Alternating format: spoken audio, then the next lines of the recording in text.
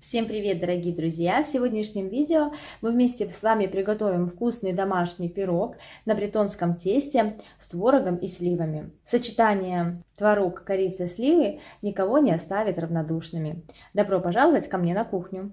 115 граммов мягкого сливочного масла, 115 граммов сахарной пудры и немного соли. Взбиваем с помощью миксера в течение нескольких минут.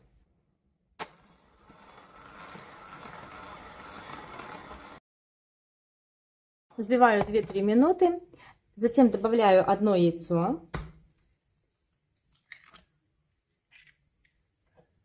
и снова взбиваю в течение 1 минуты. В процессе взбивания со стеночек необходимо снимать массу. Яйцо вмешалось, масса стала кремовой, и теперь добавляю 3 желтка по одному. Вмешали один желток в течение 30 секунд и затем добавляем следующий. И третий желток.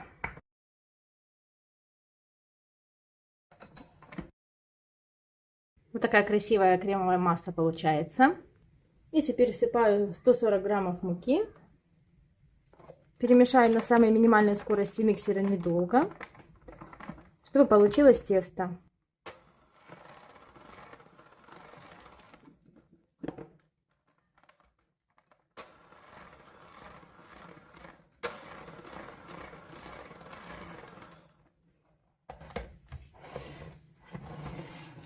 Все, тесто готово. Сейчас домешаю его с помощью лопаточки.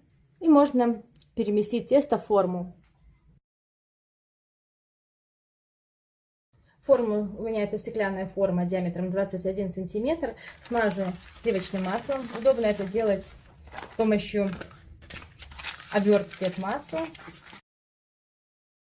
И присыпаем форму мукой слегка. Излишки муки стряхиваем. И распределяем тесто по форме.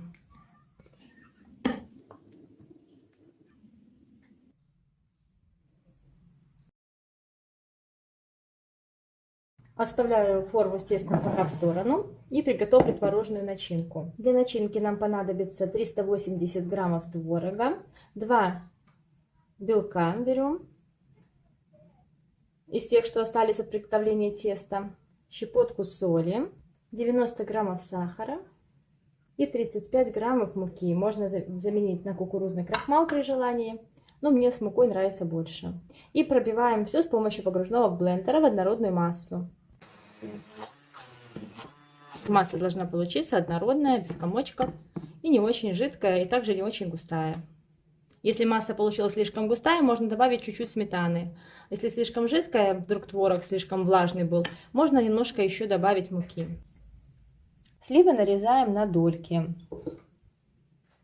Хорошо бы взбрызнуть сливы вином красным, так они лучше открывают свой аромат. У меня вина не оказалось, я 1 столовую ложечку коньяка добавлю.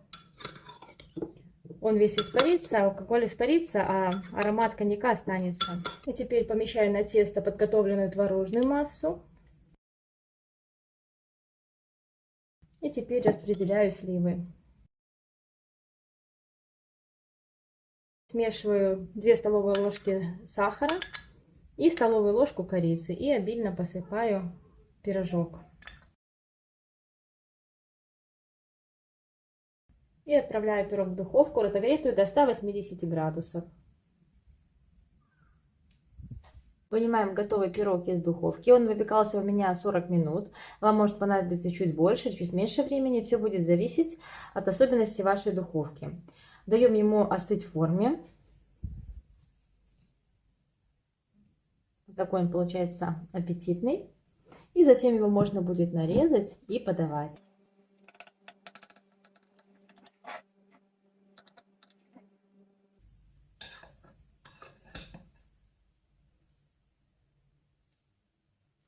Посмотрите, какой красивый разрез у пирога.